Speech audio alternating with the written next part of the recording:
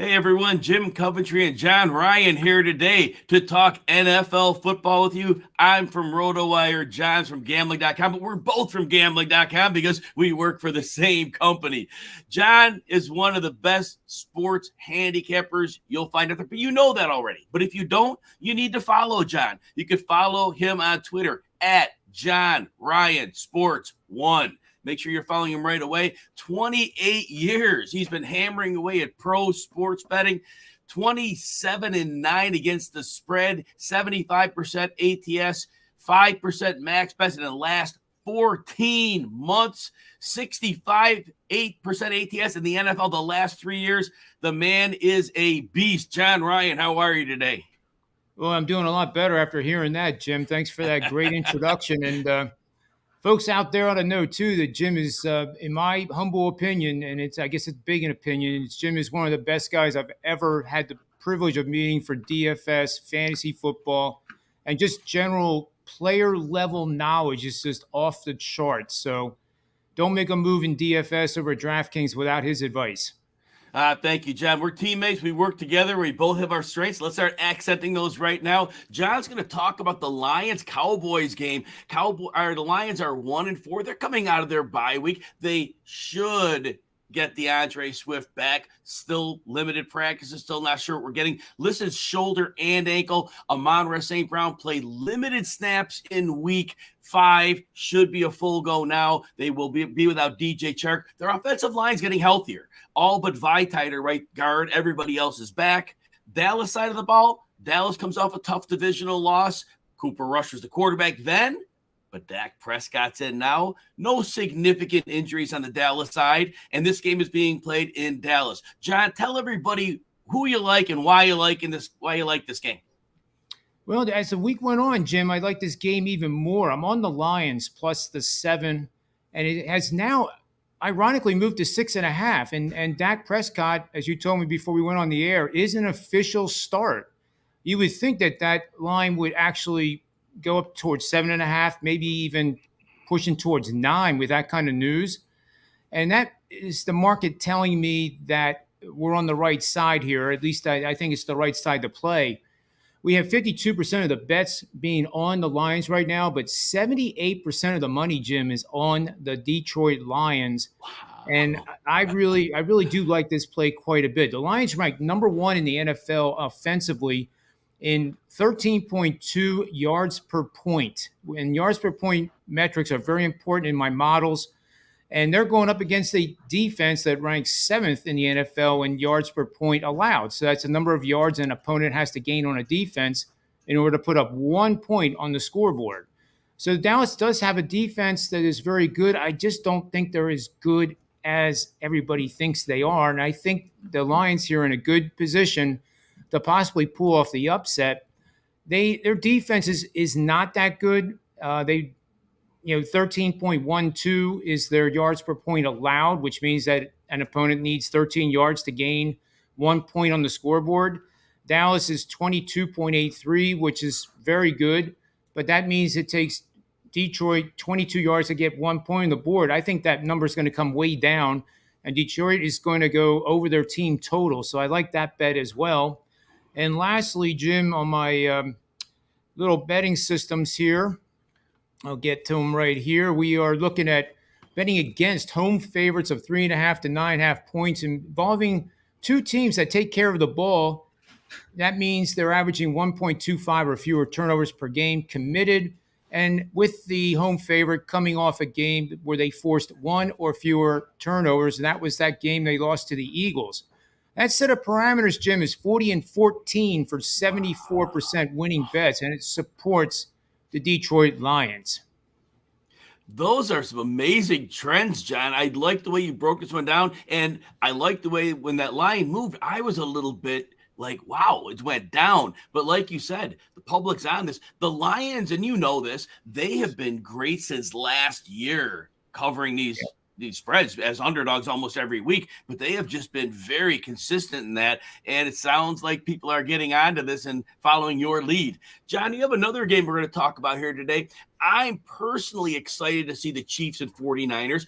I like that the 49ers are getting a little bit healthier. Nick Bosa is going to be back. That's huge. We're not sure if cornerback Charvarius Ward is going to play. He's had some limited practice this week. They really do need him. Emmanuel Mosley, their other corner, has been on the injured reserve. He's gone for the year.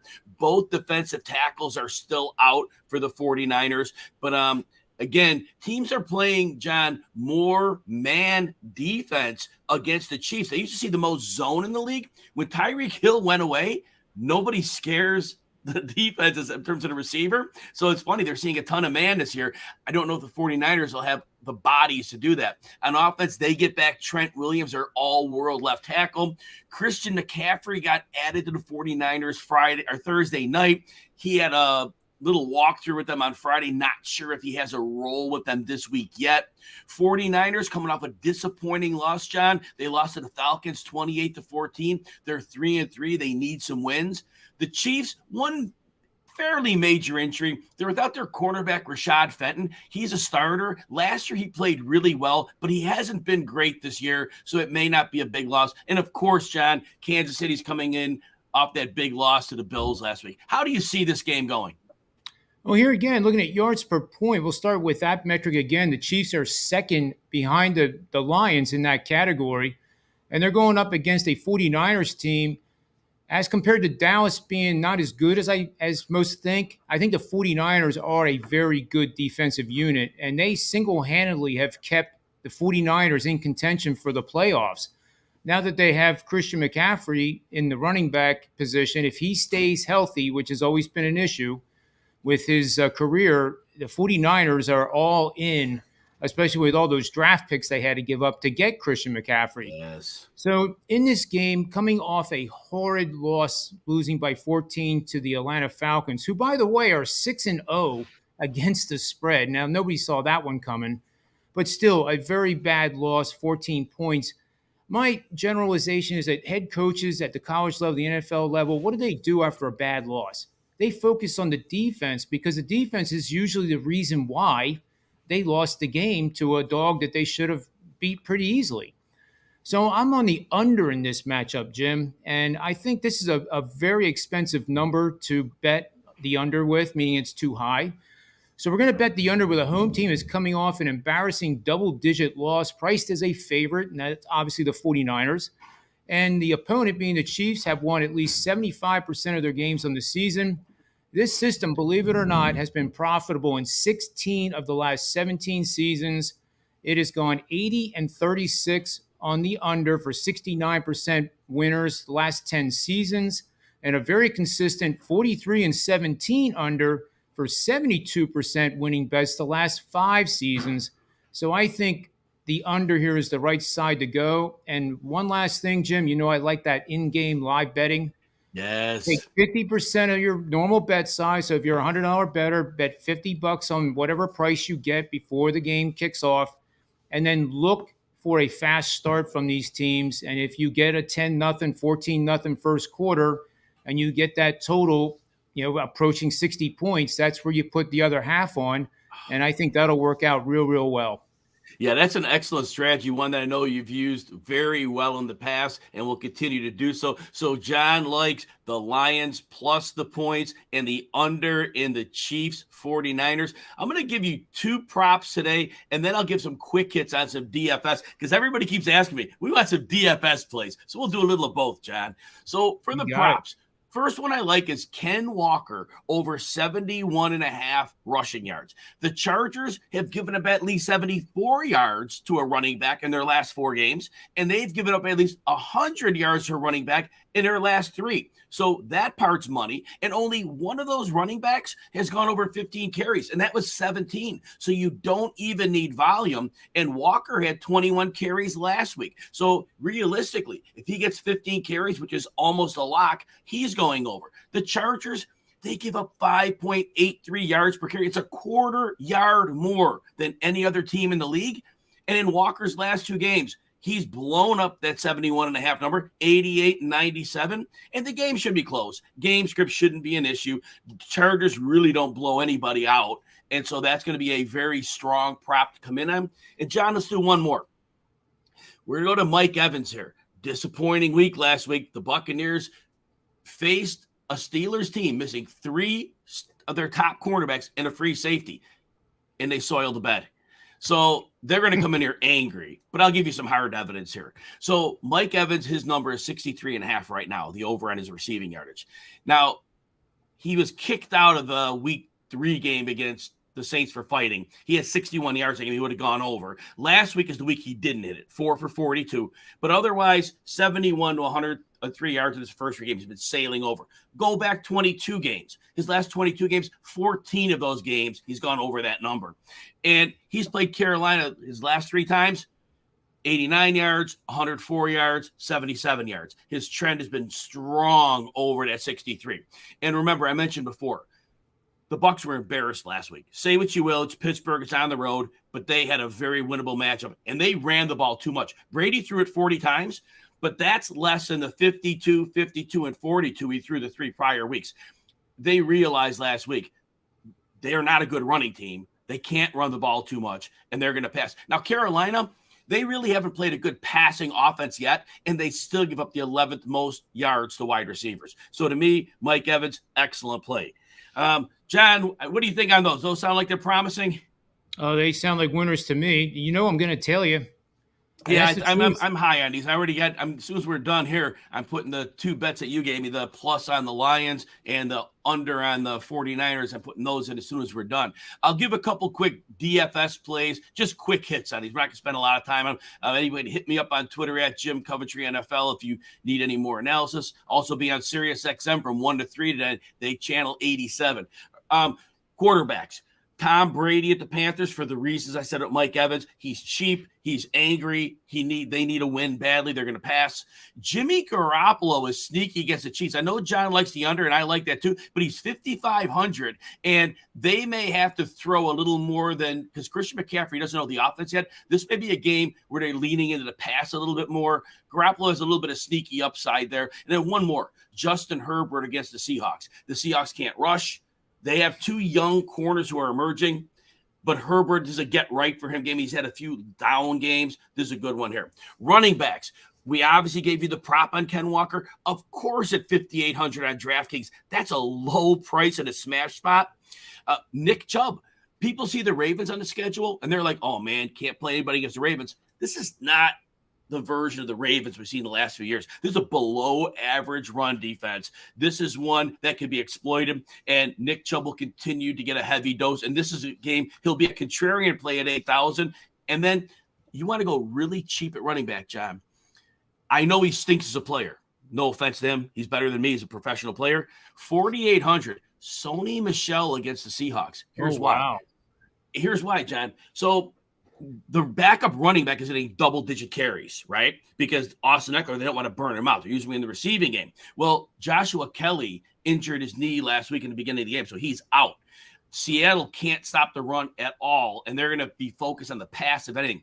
Sony Michel could get a couple short touchdowns in this game. Not predicting it, but he could get it. So at 4,800, he would be your cheap out play. All right, receiver. Thanks, John. And I'll get out of this quickly. Receiver, we already gave you the prop on Mike Evans, 6,900. He's a smash play. Same game, DK Metcalf. Not same game. Same game as Ken Walker. DK Metcalf is against the Chargers. The Chargers are struggling terribly to cover on the back end, and Tyler Lockett has a hamstring injury. If he plays, I don't think he can get targeted a lot. I don't know they'll even make it through the game. I don't know they'll be active. Metcalf should see a ton of targets. Cheap play, John. Nico Collins, 4,200 at the Raiders. He's had at least 51 yards in 3 of his last 4 games. They're coming out of a bye. He's beginning to turn into an alpha-type receiver for them, and I think they'll need him. Last tight ends, 2 cheap ones. Evan Ingram against the Giants. We have the revenge game, John. He's 3,300. Yep. He's been getting at least 7 targets a game, 3 of his last 4. For a cheap option, he's there. And then Cade Otton of the Bucs, 2,700 on DraftKings. When Cam Brate missed the game a couple weeks ago, 6 catches, Otton can definitely fill in well. Brate is out again. The poor guy suffered a neck injury, so we go that route. So, John, that's what I have for DFS. Do you want to give any final thoughts on the betting weekend here or any recent successes you've had? Well, we're cruising along. We started out scorching hot the last 2 weeks. We've been a little bit over break even, which I'm very grateful for because the regression wasn't all that bad. But I do have a game of the month, and I hate hype, as you know, Jim. I don't like hype, but that gets people's attention, and it's one of those Yes. 10-unit gems. So hopefully that'll come through. Game goes tonight, so you still have time to get a hold of me and get on board with that.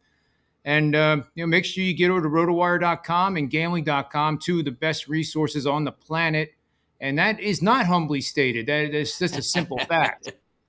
John, how do people get to your premium content? Because people do need that.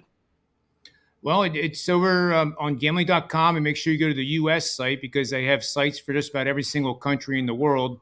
And it's specific to the sports that are played predominantly in those countries. So it's well structured, organized.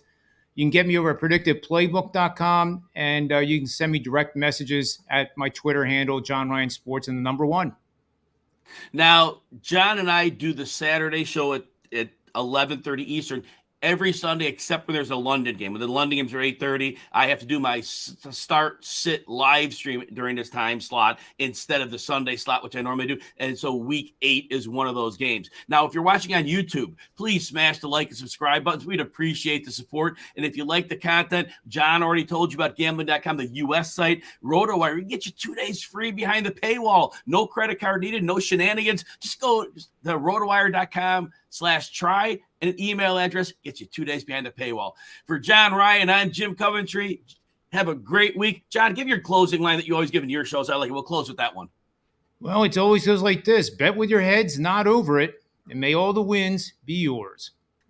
Couldn't close it any better way. Have a great week, everyone.